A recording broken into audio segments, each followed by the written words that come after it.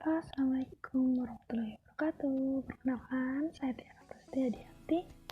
Di sini saya ingin menjelaskan mengenai penerapan sistem informasi dengan analisis value chain. Baik, yang pertama itu ada sistem informasi yang merupakan suatu sistem atau seperangkat komponen yang saling berhubungan yang berfungsi untuk mengumpulkan, memproses, menyimpan, dan menyebarkan informasi sebagai pendukung pembuat keputusan maupun pengawasan untuk sebuah organisasi atau perusahaan. Baik, selanjutnya itu ada manfaat sistem informasi. Saya mengutip dari buku Kristanto tahun 2003 ya. Yang pertama itu organisasi menggunakan sistem informasi untuk mengolah transaksi-transaksi, mengurangi biaya, dan menghasilkan pendapatan sebagai salah satu produk atau pelayanan mereka.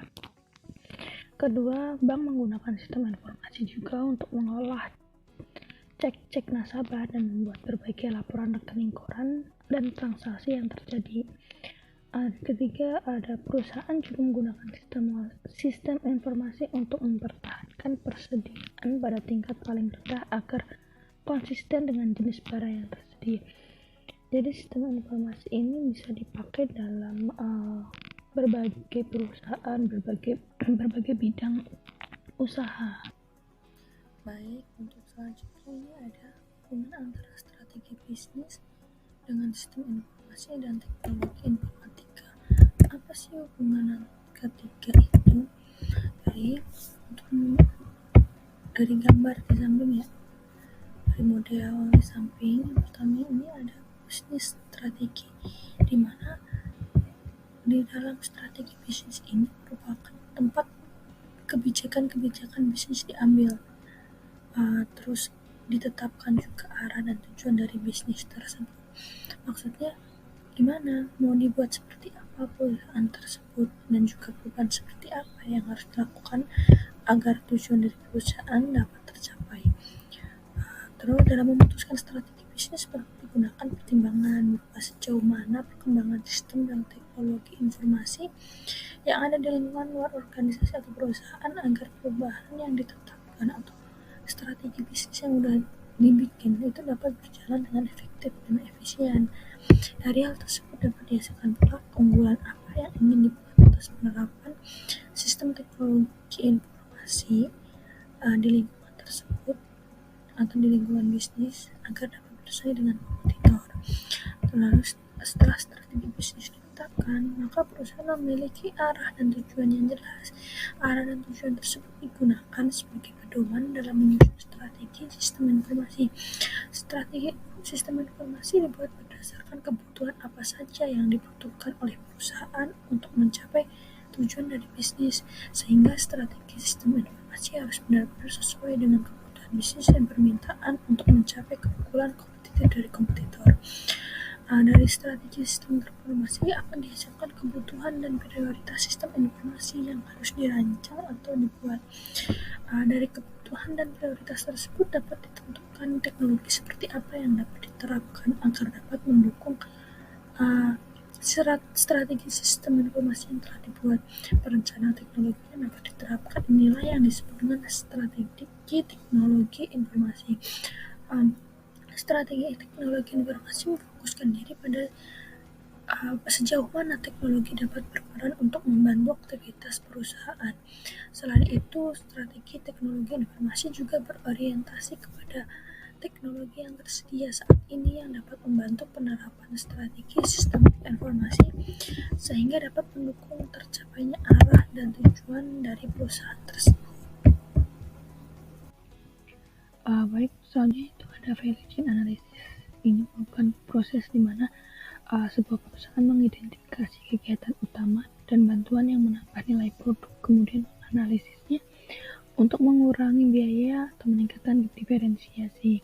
Value chain analysis ini merupakan strategi yang digunakan untuk menganalisis kegiatan internal perusahaan. Dengan kata lain, dengan melihat ke dalam kegiatan internal, analisis itu mengungkap di mana keunggulan kompetitif suatu perusahaan atau kekurangannya. Perusahaan yang bersaing melalui keunggulan diferensiasi akan mencoba untuk melakukan kegiatan yang lebih baik dari yang akan dilakukan oleh pesaing. Jika bersaing melalui keunggulan biaya, ia akan mencoba untuk melakukan kegiatan internal dengan biaya yang lebih rendah daripada pesaing.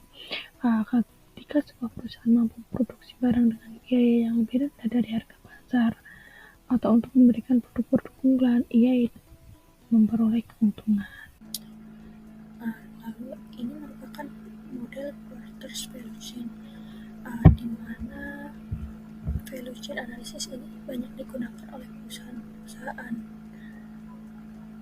dan model value chain dari Porter's ini sendiri diperkenalkan oleh Michael Porter pada tahun 1955. Model ini berfokus pada sistem dan bagaimana input diubah menjadi output yang dipilih oleh konsumen. Menggunakan sudut pandang ini, Porter menggambarkan rantai kegiatan umum untuk semua bisnis, dan ia membagi mereka ke dalam kegiatan primer dan dukungan.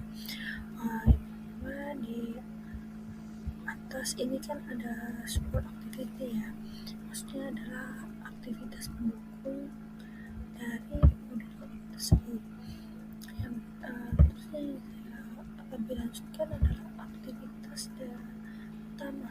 Kegiatan utama dan berhubungan langsung dengan penciptaan fisik, penjualan, pemeliharaan, dan dukungan dari suatu produk atau jasa.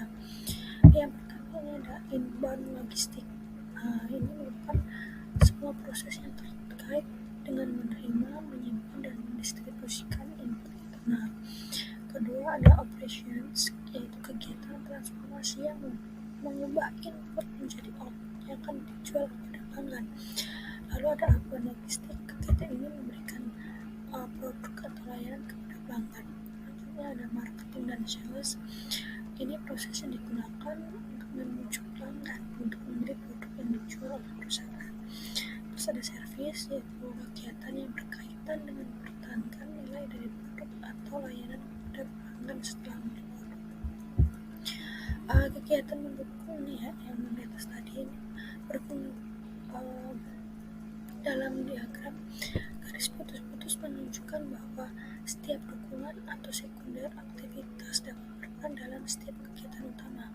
Misalnya pengadaan mendukung operasi dengan kegiatan tertentu, tetapi juga mendukung pemasaran dan penjualan dengan kegiatan lain.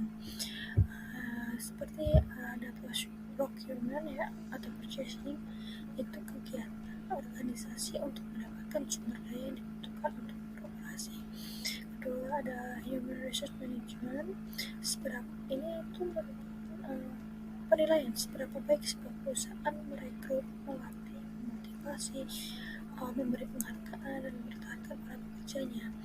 Lalu ada teknologi development. Kegiatan ini berhubungan dengan pengelolaan dan pengolahan informasi serta melindungi bisnis perusahaan. Lalu ada infrastruktur, di mana sistem dukungan perusahaan fungsi-fungsi yang memungkinkan untuk mempertahankan operasi sehari-hari seperti akuntansi, hukum, administrasi, dan manajemen. Baik, bisa disimpulkan. Jadi untuk rantai nilai value chain ini adalah strategi untuk memandang suatu bisnis yang dipandang sebagai rangkaian kegiatan yang mengubah input menjadi output yang bernilai bagi pelanggan. Konsep ini menyediakan suatu kerangka kerja untuk memvisualisasikan bagaimana perusahaan dapat menambah nilainya. Baik, sekian penjelasan dari saya. Kurang lebihnya mohon maaf. Wassalamualaikum warahmatullahi wabarakatuh. Terima kasih.